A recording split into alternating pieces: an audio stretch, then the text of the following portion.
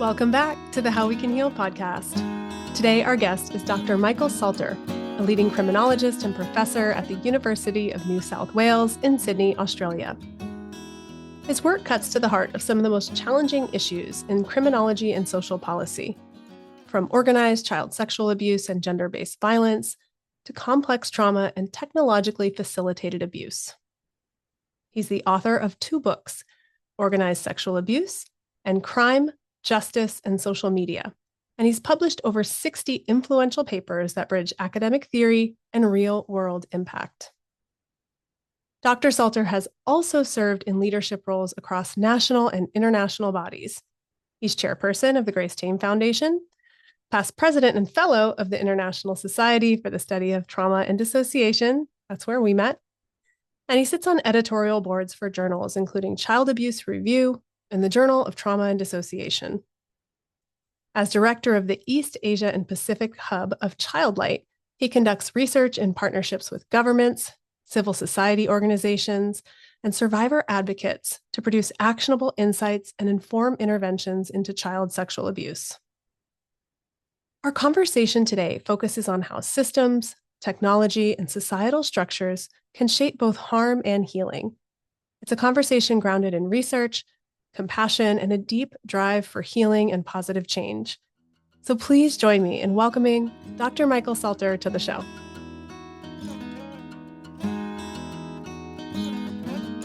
As a therapist, I know the work doesn't end when the session does.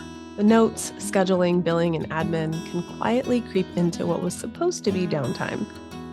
Before I started using SimplePractice, I used to log everything on paper, store it in my office, and try to keep track of what I needed to shred and when. When I made the switch to SimplePractice, it made my whole business feel lighter, which is why I want to share it with you. SimplePractice is an all-in-one electronic health record that's HIPAA compliant, high-trust certified, and built specifically for therapists. It brings scheduling, billing, insurance, and client communication all into one place, so you're not juggling multiple systems just to run your practice. Automated appointment reminders help reduce no-shows, and customizable note templates make documentation faster and less draining, so the business side of your practice feels lighter. And if you're just starting out or growing your practice, there's also credentialing service that takes the headache out of insurance enrollment, which honestly can be a huge lift. The best part is they're always adding new features to make the business backend run with more ease. If you're ready to simplify the business side of your practice, now is the perfect time to try SimplePractice. Do it with me. Start with a 7-day free trial, then get 50% off your first 3 months. Just go to SimplePractice.com to claim the offer. Again, that's SimplePractice.com. Welcome to the How We Can Heal podcast. Michael Salter, great to have you here. Great to be with you, Lisa. So, how'd you get into this work? How'd you become a criminologist specializing in organized abuse? It's a great question. It definitely wasn't part of the plan. So probably in the late 90s, I went to uni, the university, college, didn't really know what I wanted to be when I grew up. I had a few vague plans, but I moved into a share house with like a really cheap, like low rent share house with a couple of people, including a young woman that I'll call Sarah. And so living with Sarah was the first time I was exposed to just really quite profound trauma symptoms. So she had the bedroom next to me, and so I could hear her flashbacks. Living with her meant that, I could see the issues that she had with eating and what I would now sort of recognize as quite dissociative episodes. And we sort of became friends over a period of years, and she let me into her life and her life story, which included organized sadistic and ritual abuse in childhood. And I'd sort of grown up in the 90s and just reading sort of false memory type articles. So I'd always been taught growing up that actually these things don't happen and this is all false. But it emerged she was still being abused at the time, which is pretty common, particularly for female survivors of organized abuse, that the abuse doesn't necessarily stop when they're children. There was also a number of newspaper articles in the early 2000s that had a lot of details that Sarah had shared with me confidentially And that's when I became aware that there was a much larger context, and there had been a lot of systemic failures by police and authorities to investigate. So that's really what triggered me to go back to school, do my PhD on organized child sexual abuse, and start to fill in the gaps and understand, how is it possible that we can live in countries like the United States or Australia and these really awful things can happen to children without anybody doing all that much to stop it, actually. Yeah, and we both know that that continues and is happening today as we speak. I'm curious if you can share any even seemingly small win for the field for advocates like you that you've seen come to light in recent years. Look, I'm actually really optimistic. So much has changed in the last 20 years that I've been doing this work. And there's a few reasons for that. One is the internet. And so when I started doing this work in 2005, the idea that sex offenders would collaborate to abuse children, the idea that sex offenders were quite sadistic or quite bizarre, these were almost considered to be urban legends. But unfortunately, the digital evidence is very straightforward about the propensity of child sex offenders to collaborate, their interest in quite sadistic and bizarre forms of sexual abuse. It's just undeniable. So the internet's made that really clear. And at the same time, we've had these very high profile cases, Jeffrey Epstein being just one of many, but we had Jimmy Savile in the UK. We've had similar sorts of revelations here in Australia, where we've had very well substantiated cases of priests, for example, and clergy collaborating in the abuse of children over quite a long period of time. And so the public imagination and understanding of what's possible in the field of child sexual abuse has expanded considerably. What we haven't had is a commensurate shift in public policy, a commensurate shift in law enforcement prioritization, and really understanding child sexual abuse as a form of organized crime that requires targeted intervention and disruption. So I think we're at that tipping point, but we just haven't seen our governments and our states engage with the seriousness that this issue deserves. What do you think we need for that to happen? Ooh, um, child sexual abuse is a really interesting paradox because on one hand, everybody tells you that it's really serious and there's nothing more serious than the abuse of children. And so you hear that all the time. But frankly, at a political level, it's really easy to deprioritize child sexual abuse. When you investigate it, it makes a lot of trouble. It's really hard to investigate. It's quite hard to prosecute. It annoys a range of people, particularly the offenders. We have conducted the world's largest perpetration prevalence study. So we surveyed 5,000 men, including 1,500 men in the US, about their sexual interest in children and the sexual abuse of children. And across all of the jurisdictions that we've surveyed, our findings are really clear, which is that men who abuse children, men who have a sexual interest in children, actually socioeconomically are doing better than your average man. Mm. So they're higher income, they're better educated, they're more likely to be partnered or married, they've got stronger social support, social networks. So this is really unusual. Like if we're looking at domestic violence, if we're looking at car theft, then often there's a spectrum of offenders, but generally they tend to be a bit more disordered, mentally ill, behaviorally dysregulated. Child sex offenders, it includes a cohort of men like that. But one of the reasons why it's hard to investigate and prosecute child sexual abuse is because we have a disproportionate cohort of middle and upper class offenders who are superficially quite pro-social. Something we also found in our data is that half of men who abuse children have a friend who also abuses children. Mm. So these men are quite well networked. And the reason why I'm outlining this is just you start to see the social and political reasons why investigating child sexual abuse stirs up so many problems for government.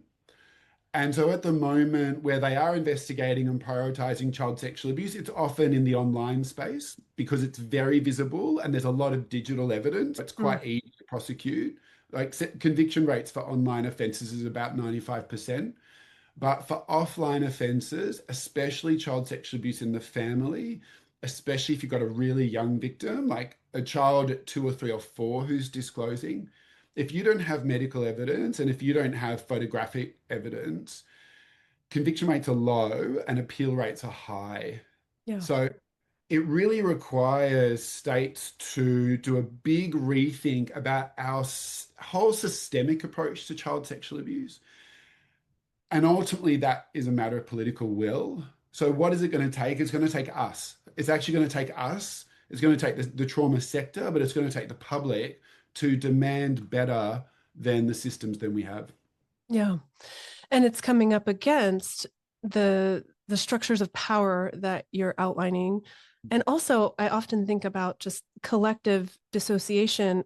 And I mean that in a way of how do people cope with really awful news or images or, right, even the photographic evidence you're speaking of, like that can be another intrusion and something really hard for parents to want to see or to see. And so, this sense that we need to accept collectively that this is true and turn toward it, right? Mm. Like we have to look at it, which we all have our ways of managing things that feel like too much. And some form of dissociation is a really common way of managing that. So, do you have any thoughts just about? I'm just calling it a collective dissociation or a desire to dismiss or do that later or just not prioritize it. Do you have any recommendations to sort of do that centering of, hey, let's keep this in our consciousness collectively as we work towards change?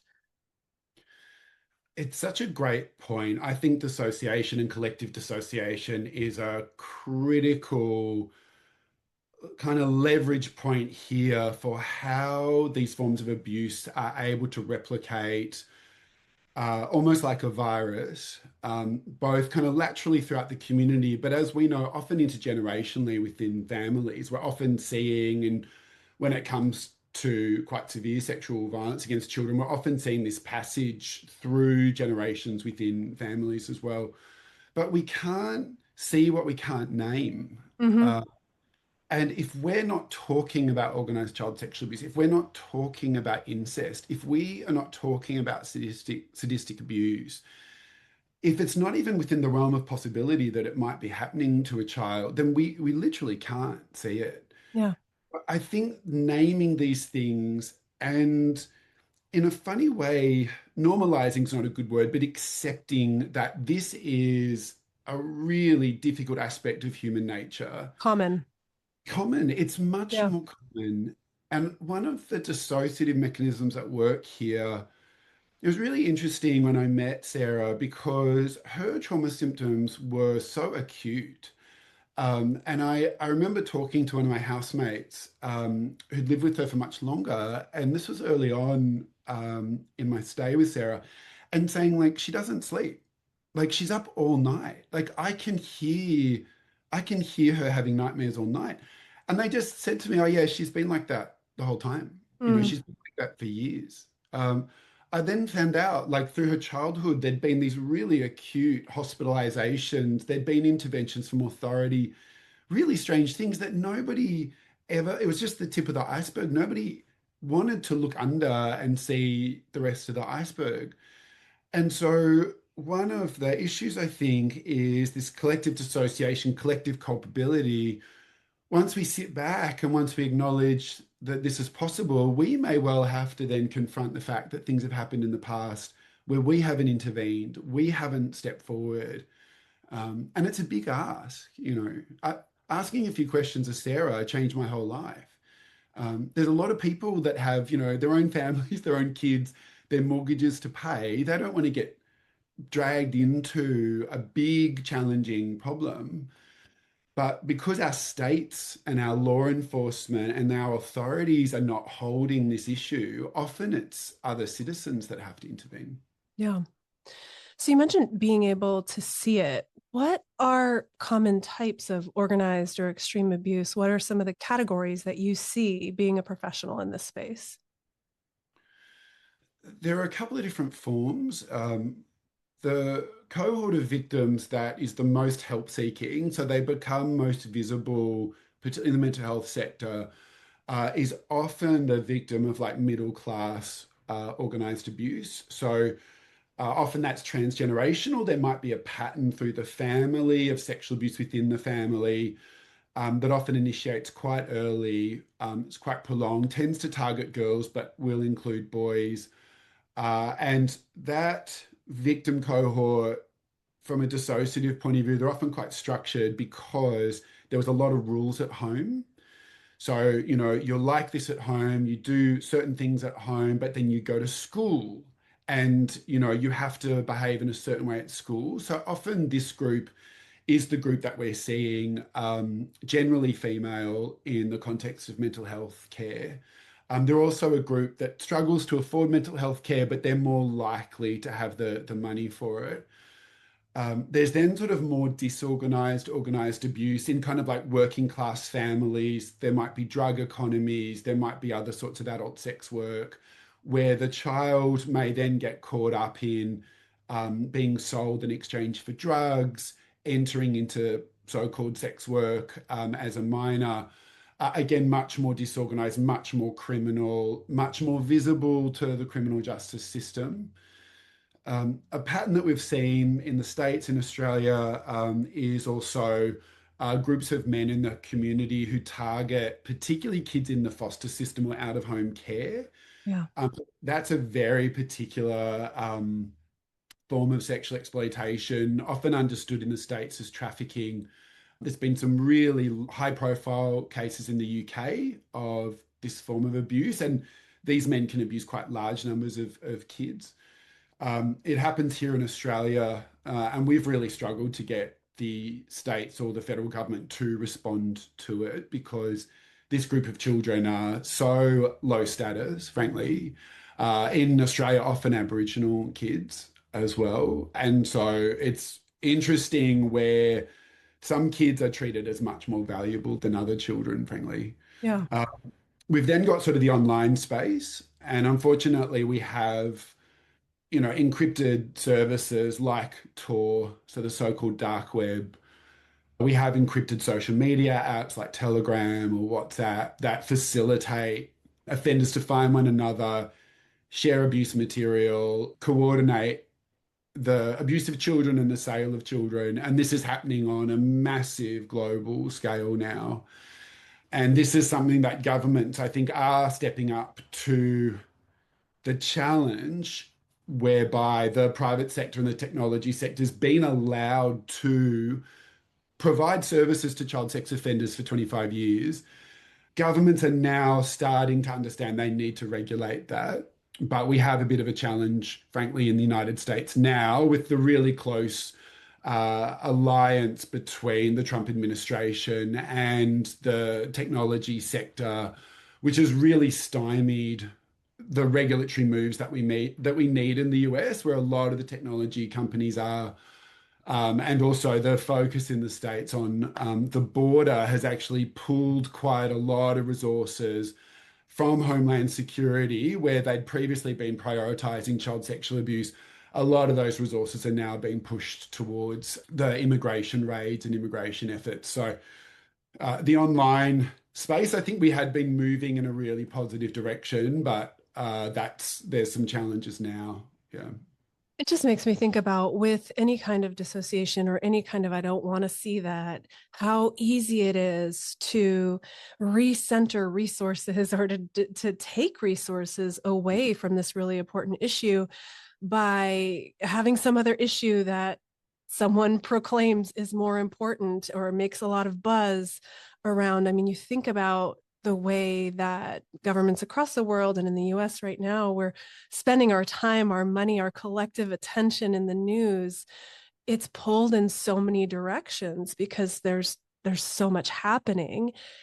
And that can decenter us as viewers, as therapists watching the news, as people in the world from, hey, this is a really important ongoing issue that massively impacts people's lives and massively impacts communities across generations. So Have you seen anything that can help um, bring attention back? I think that's a large part of the work you're doing now, right? In terms of traveling around and collaborating with law enforcement and giving keynote talks. Like, what do you see that does help pull people's attention back to this issue, or how can we um, rally around resources being rightfully given to this space?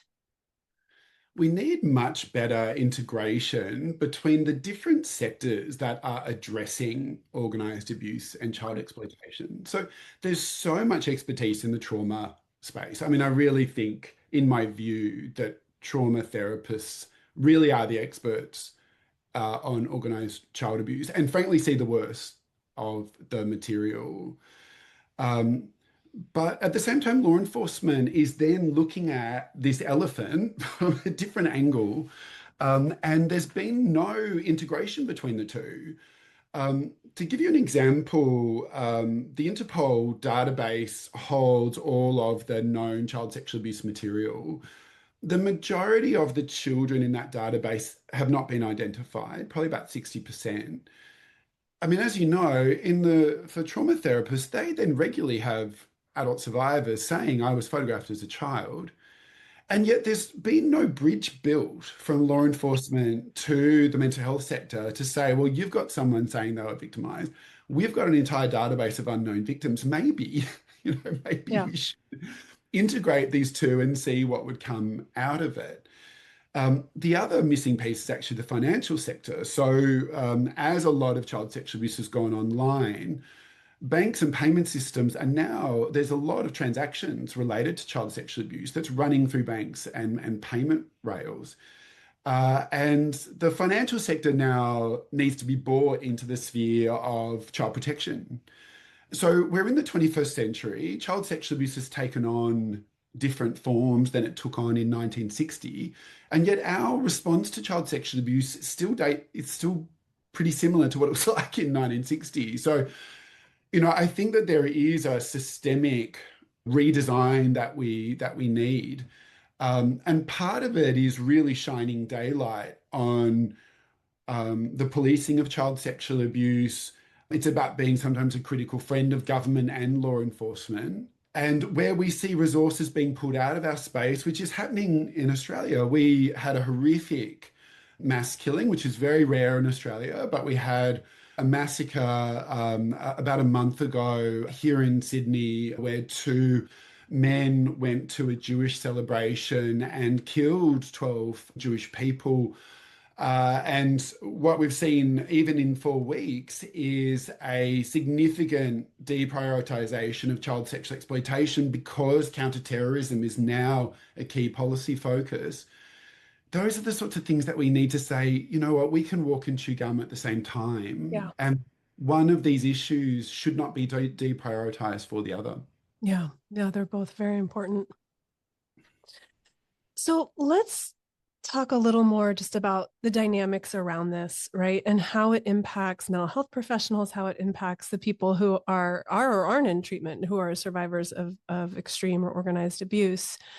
What do you see happen? You mentioned the Epstein files earlier. What do you see happen in people in power, I'll just say, when there's a report of abuse? And what are some of the dynamics we can really track and map in response to these types of reports? Generally, what we find, I think for trauma therapists, a pretty common presentation will be an adult survivor recounting very serious offences as a child. They may or may not still be being victimized. And I think that's a really important question for therapists. And for highly dissociative clients, it can be unclear because they can be having flashbacks or they can be having parts that are reporting current abuse, but actually they're reporting prior abuse, but the part is still living kind of in the moment. So, or they can be reporting current abuse or both. Some of the abuse is happening externally in the real world, some of it's happening internally in the inner world of the client. So this is a really challenging space. And I think for They can therapists, also be reporting no abuse and have a part who's still managing it. yes, Yeah. 100%. Yeah. All of this might be going on. And so I think there is that space of, and again, I'm not a therapist, so please don't take this, but working through the reality testing piece. Yeah. I think sometimes I've seen therapists where there is, particularly early on, if it's the first time they're working with an organized abuse client, there can be like a premature move to engage with law enforcement, Mm. premature urge to report. We've also seen therapists, I think this is really understandable, but a problematic dynamic where there's a decision to go public with the details of the client's abuse. So we've seen like podcasts where there are therapists and clients, and they are reporting names and dates of abuse, for example, because the mental health practitioner is just really struggling with what's being disclosed. Yeah. So finding that context yourself where you can sit back, you've got good supervision, you've got people that are helping hold you and hold your response to the material so that you can then hold the survivor as they try and figure out what's going on. Um, it's not to say that engaging law enforcement is not the right thing to do, but it's then about making a strategic approach, like walking down to your local police station and speaking to somebody with no training or no background. It's probably not going to go very well. It might. So there's a whole set of doors you've got to walk through, frankly, before an investigation even opens. Yeah. Um, and I think something that everyone needs to accept is that if we're reporting abuse from decades ago, it's really hard to investigate and prosecute. Yeah. And sometimes one of the reasons why law enforcement's not that interested in following these cases up is because they've tried before Yeah. and they haven't gotten a good result. Nonetheless, I think we're in a funny point at the moment where some of the old defense mechanisms have been worn away. I think Me Too actually had quite a big impact. I think the Jeffrey Epstein scenario has also really been a good cautionary tale. I think the some of the lessons that we've learned about clergy abuse have really taught us that institutions can be really complicit. But when push comes to shove, the system is conservative. Mm. Due process is on the side of the accused, it's not on the side of the victim. And the instinct of institutions is always self-preservation. Um, and so for therapists, I think for survivors, when people want to come forward and make a complaint or a report, I think we have to be really smart about it. And when I started this work in the late 90s, we had a network in Australia called Whistleblowers Australia. And it was a network of whistleblowers, and there was a manual on how to blow a whistle, and what it was like to be a whistleblower. And it was actually one of the best things I did was I went to some of their meetings Mm. and I read the manual. Nice. And it just said expect retaliation. Yeah. It said these are the traps to fall into, when you blow the whistle.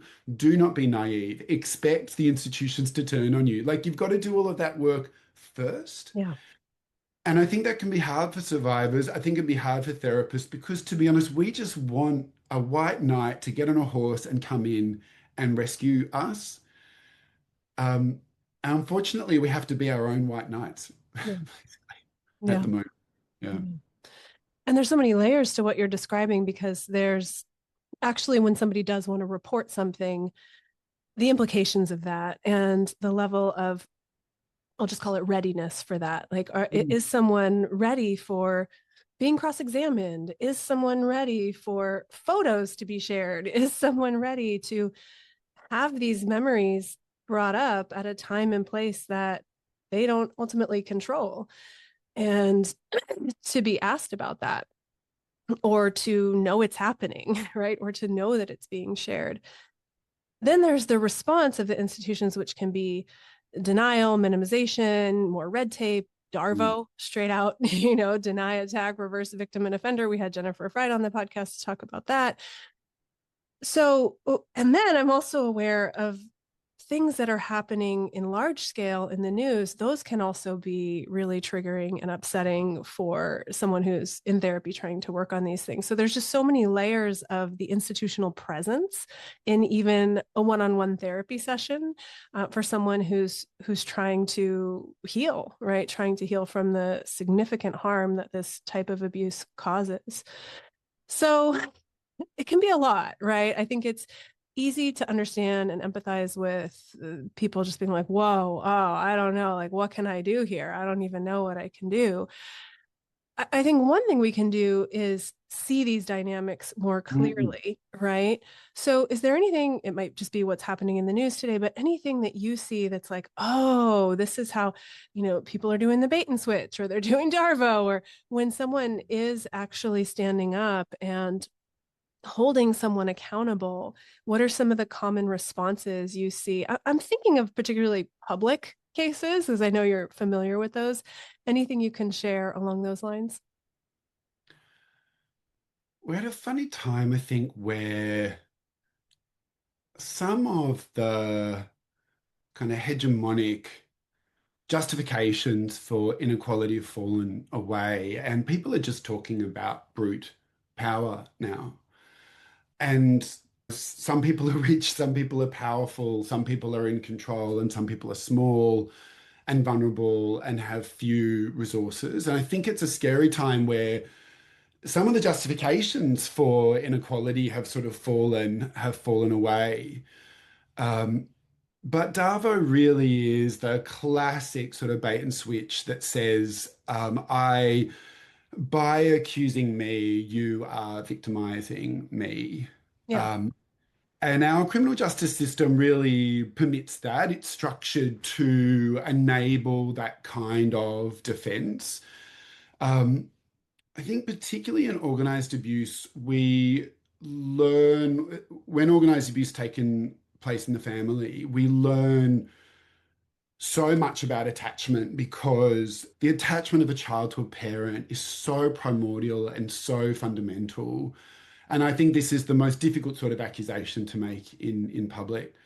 In a couple of months here in Australia, but it will be released globally, is the documentary I Am Jenny. And it's about a woman here in Australia with dissociative identity disorder who really campaigned for about 15 years to bring her father to justice. It tells the full story for the first time, but it includes the fact that we didn't realize previously he'd been prosecuted for the abuse of her sister in the United Kingdom.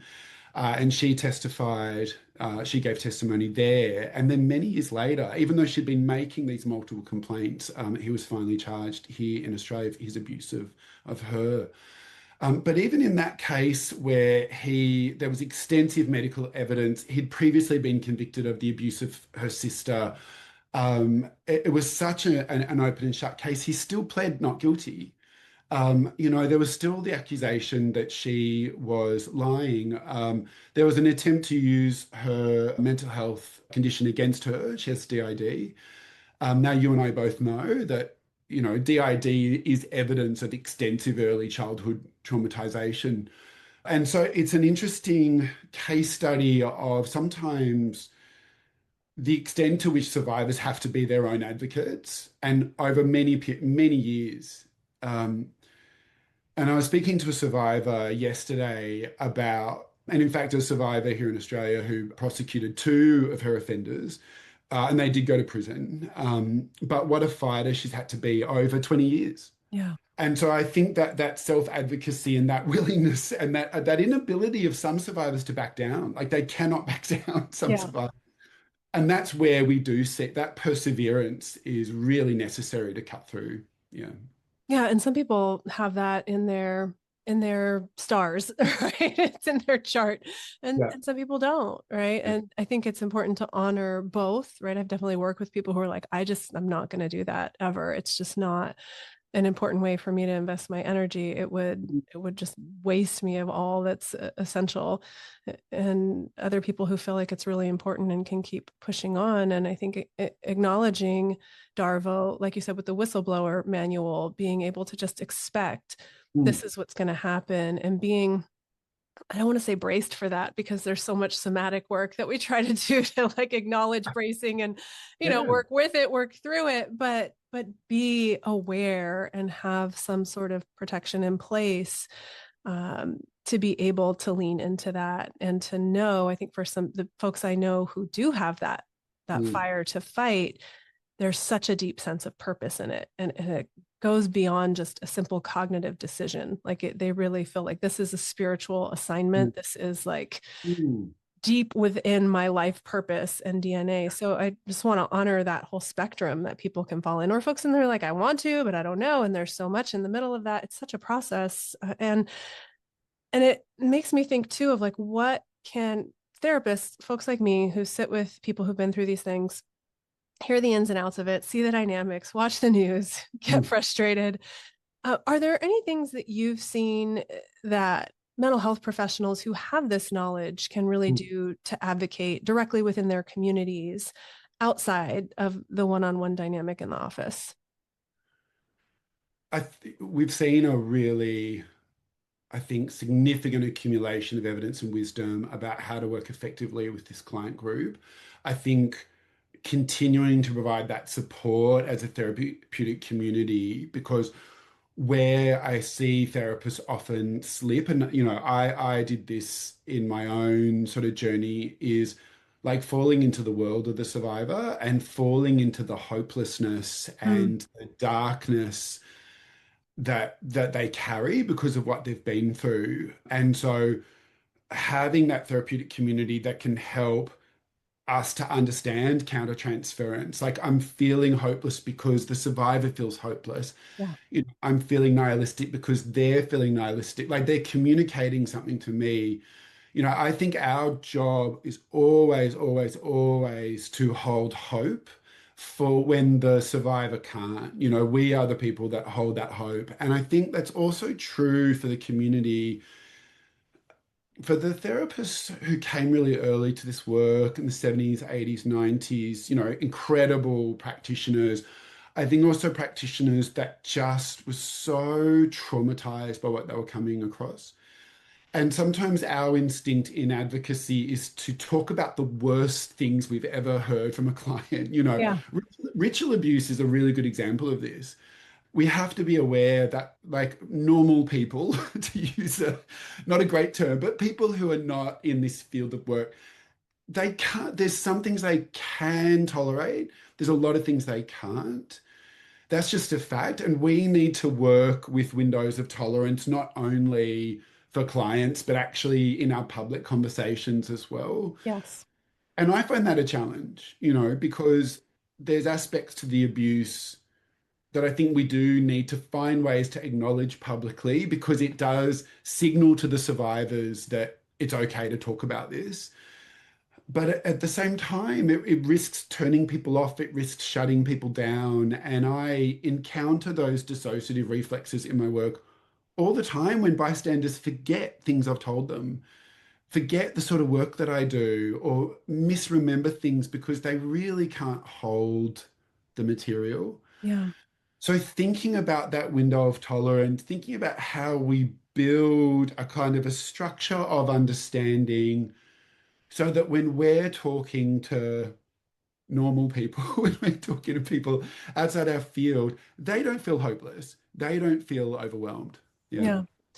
And that's why I wanted to open with like, what's the progress? What's good? What's going on? And there is a lot of progress in terms of general awareness and advocacy and tracking online. There's movement towards more accountability. There's movement towards processes that are more dignity affirming, right? Where survivors can report things and hopefully be less re-traumatized in that process, right? Hopefully that can evolve because that's not the best state of things. But as we continue in that direction, I'm also wondering if you can highlight organizational, like I'm thinking of maybe universities that get reports of sexual abuse, Mm, or professional organizations like you and I have both worked on, and you mm. receive a complaint or something. Thankfully, we don't get these types so much. But what are some of the systemic things, the institutional things that you see that end up harming survivors when they're reporting, that even like a really well-meaning organization might be doing actively or passively? Some of the work that we did in the International Society for the Study of Trauma and Dissociation was, we've talked about trauma-informed care for a long time, but starting to shift that to think about shame-sensitive practice. Yeah. Because really, one of the core emotional components of trauma, especially complex trauma, trauma related to sexual violence, is shame and degradation. So when we're working with the victim or a survivor of sexual violence, this is someone who carries a lot of shame and is also highly shame sensitive and is often anticipating being shamed. They expect other people to shame them. So if we think about institutional responses to wrongdoing, often it's highly bureaucratic. Often it's shaped by due process. Often it's shaped by risk mitigation because the institution is actually legally culpable from the accused if there is a breach of due process for the person who's been accused in whatever way. And it means that the victim historically has gotten the short end of the stick. So, how do we design reporting processes that are shame sensitive, that understands that we're dealing with someone who's been shamed, who expects to be shamed, who can experience shame even though we might not think that we're engaging in a shaming sort of way? And so understanding the burden of shame that they're carrying, and also there's structural forms of shame. There's forms of shame that come about because of gender inequality, that come about because of racial inequality, that come about because because of discriminatory social structures that also lead to a higher vulnerability and burden of shame that someone's carrying. So if what we do instead is think about our institutions and our reporting pathways and so on, how do we communicate to people their inherent dignity? How do we treat people as bearers of inherent value? They're not just a number, they're not just another complaint. They're someone who's important. And even if we can't proceed with their complaint, or if there's not enough evidence, or if there's still a bureaucracy around this, but nonetheless all of the ways in which we're holding that person and communicating to that person is really respectful. Yeah. And where there is a rupture because someone is really shame sensitive and they do experience shame, how do we repair? I think that's really where we need to see institutional responses evolving to. And there's a justice component to that. The survivor who I was speaking to yesterday, where two of her offenders did end up in prison. But one of the things that she talks about as being really transformative was there was a detective, a police officer, and the way he treated her during the investigation.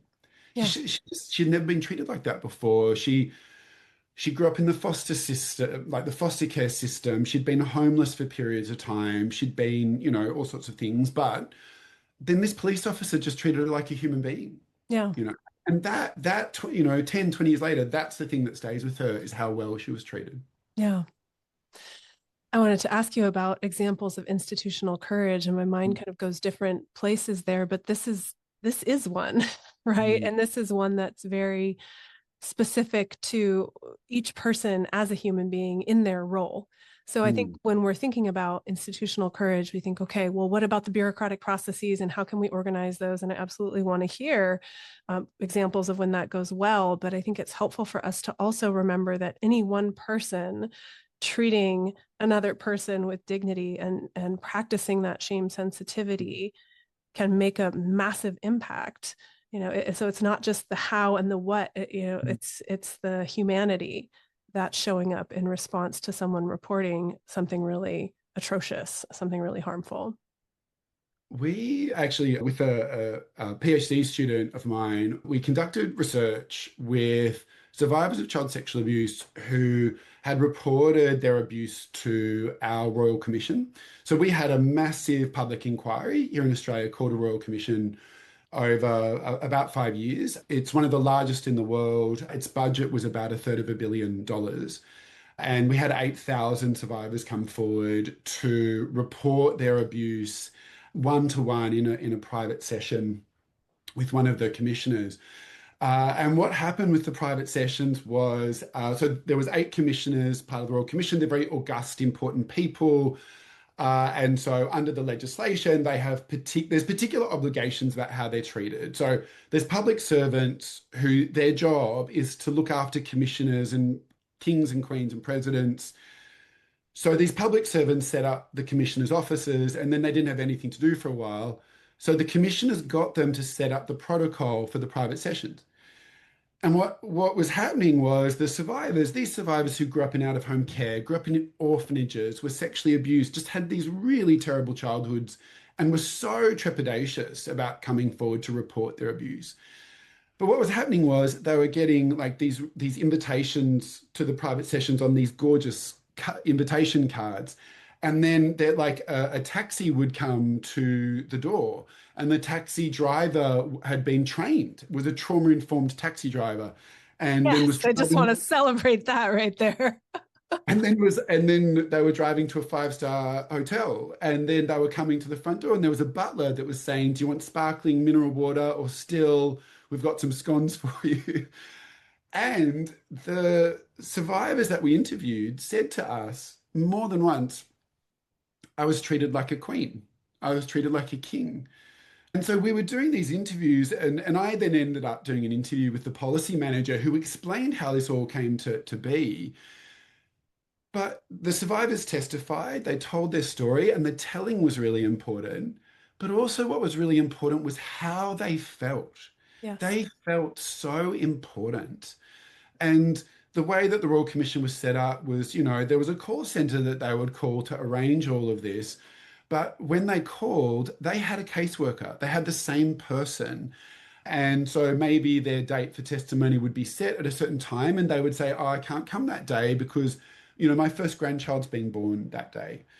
And then the next time they called, they'd speak to the same person who would say, "Congratulations on the birth." They would remember all of the details. They'd never been treated like this before. And this was one of the things that really stayed with them. And it was part of the therapeutic effect of the Royal Commission, was many years later, feeling important, feeling valued, having the commissioner, like a really important person, personally take their testimony and thank them. And then they were sent these thank you cards that were personally signed by the commissioner. And multiple survivors talked about licking their finger and testing the signature to see if it was a real ink or if it was a stamp. Yeah. Yeah. They want to know, did you actually take the time to write your name?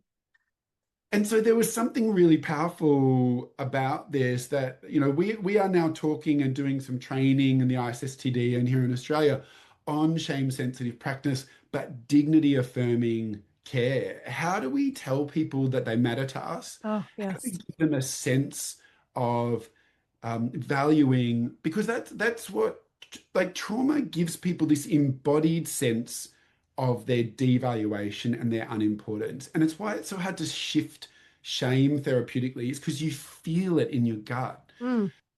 But dignity is the same. We don't need to just tell people that they're important, but we need to show them and give them a feeling of mattering. Oh, yeah.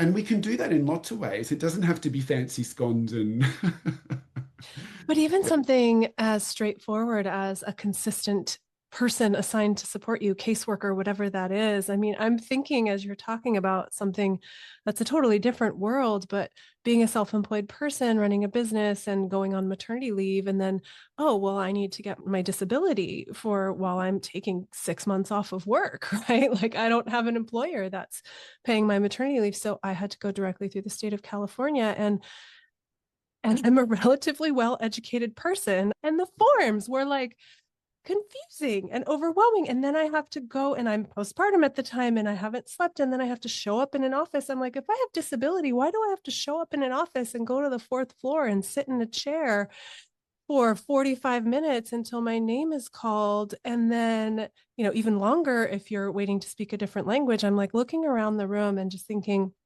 okay, this is a time limited thing for me. It's just this 6 months and had to go to the office maybe 3 times, which is way too many. But these are people in the room who have to come here regularly Mm. up to make an update to something that was like a bureaucratic mistake on the back end, right? It's like just to get the measly 10% of your pay or whatever it is they're giving you. And it's so demoralizing. Like I remember just being like, oh, this takes so much energy and trying to reframe, okay, I just have to go to this office. I just have to sit in this chair. It's okay. But when you're already in a place of any kind of physical, emotional challenge, and then you have to do more on top of that to tell your story, advocate for yourself, and even if they would just had the same person every time, it was like, how old's your baby? Great to see you again. Would have made a big difference for him. It was always someone different. You're always a number. Either write a number at the top of the form, remember your number. Like all of that can end up feeling just chipping away at your sense of humanity, right? And chipping away at any type of energy to continue to move forward. And so it's a very different example, but similar systemic challenges that we face in terms of bureaucracy, in terms of really dehumanization that happens in that process. Like you become a number, not a person. And no one's thinking, are you going to have trouble climbing the stairs? And no one's thinking, are you going to have trouble getting into the office in downtown San Francisco during business hours? So for someone to roll out a trauma-informed taxi cab and have sparkling or still water and send a thank you note, like that's that's what someone would do for someone they really valued. And so they're communicating that value in a very tangible, felt way. And we have to be honest that, the systems, these sorts of systems are often designed to be punitive. It's not a coincidence that they Mm-hmm. feel demoralizing because they're disincentivizing people from using them. Yep. If you're in the top, income bracket and you were applying for a tax exemption on capital gains, believe me, you're not going to your local billionaire's not traipsing down to the tax office to sit there for 40 minutes to say, do you mind if I don't pay $20 million on my tax bill this year? He doesn't have to do that, but we have to do these things. Right. And so it's also acknowledging sometimes the systems that we are operating in as practitioners have this element or this edge to them. And how do we ally ourselves sometimes with the client or with the survivor to try and overcome those aspects of the system that we do not control, Yeah. but we need to recognize because they wear us down as well. If we're practicing within them, there's an element that where they wear us down and they can also wear the client down. So in other work, we've looked at this sort of shared resilience that emerges in trauma work because often trauma survivors have had to their whole lives navigate and to some extent resist these sorts of systems. Yeah. But we often find trauma workers are also navigating and resisting and finding their ways around these systems. And a kind of a shared admiration sometimes between client and worker as you figure out how you're going to make it work between the two of you. Yeah. Absolutely. Thank you for everything you've shared. I feel like there's so much depth to your work and it's so important to so many children that I feel this responsibility with every guest I have, like, oh, I want to get the best out of it. So might have to have you back on another time just to continue the conversation because it's such an important one. But how can people listening learn more? I mean, I'm assuming most folks listening have heard of organized abuse before, that if they're making it to this point in the episode, it's not the first time. But what might be an approachable start to dive into this world and the literature there? It's a great question. Over 10 years ago now, I wrote a book called Organized Sexual Abuse in 2012, really based on interviews with victims and survivors.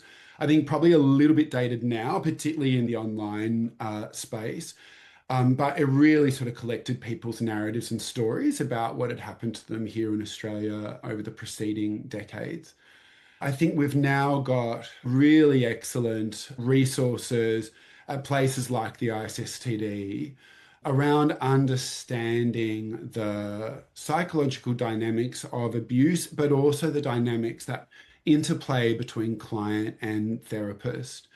And so I think also finding experienced practitioners that have been able to flourish in this work over a period of time.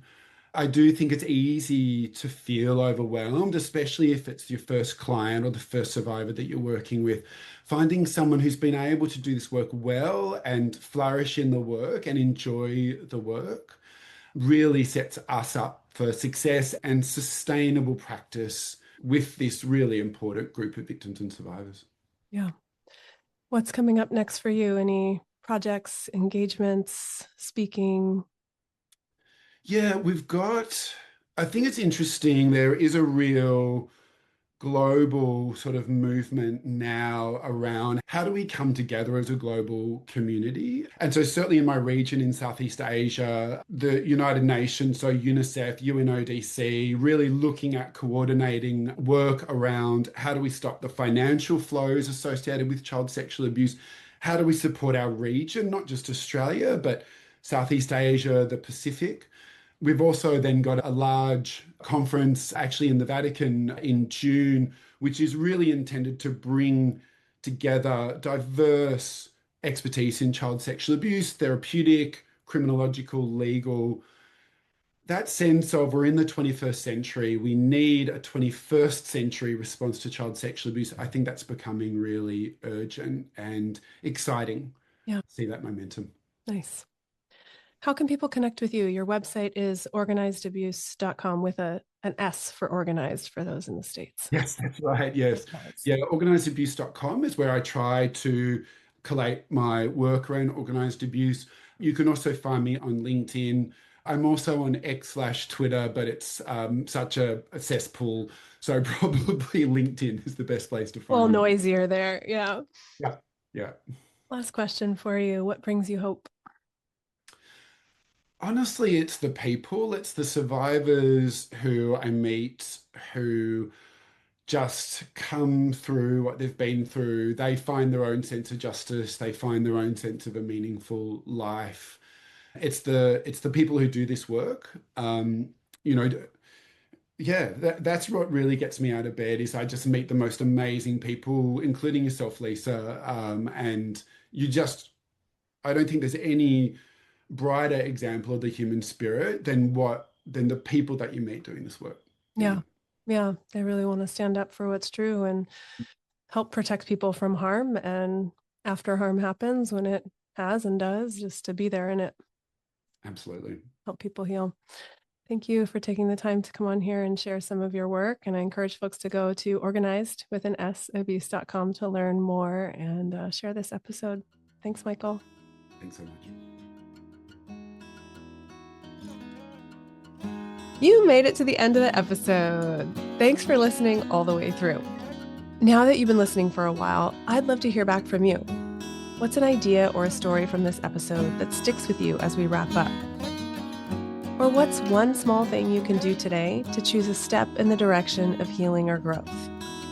Share your answers and what's been healing for you in the comments below on YouTube, on Instagram at How We Can Heal, or send me a message at info@howwecanheal.com.